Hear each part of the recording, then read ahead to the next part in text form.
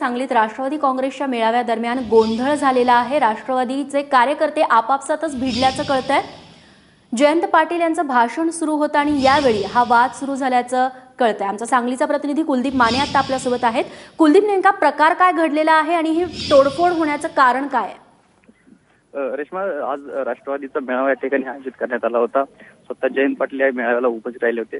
त्यांचं भाषण सुरू असतानाच बाहेर या ठिकाणी काही जेवणाचा कार्यक्रम होता। त्या ठिकाणी दोन गटामध्ये या ठिकाणी मारामारी सुरू झाल्याचं समजलं आणि अचानक हे दोन्ही कार्यकर्ते समोरासमोर आले।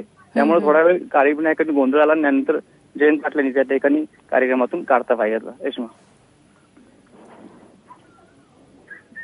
कुलदीप, इतर नेत्यांनी काही प्रतिक्रिया दिलेली आहे या सगळ्या संदर्भात? रेश्मा, जयंत पाटील यांनी जिल्हाधिकारी कार्यालयामध्ये देखील त्या ठिकाणी भेट घेण्यास गेले होते। त्यामुळे त्यानंतर या ठिकाणी हा कार्यक्रम उपस्थित राहिले। त्यामुळे या गोंधळाबद्दल तरी त्यांनी अजून बोलायला नकार दिलेला आहे। रेश्मा, कुलदीप, तुमच्याकडून अपडेट्स घेत राहू। तुर्त्यास धन्यवाद तुम्ही दिलेल्या या माहितीबद्दल।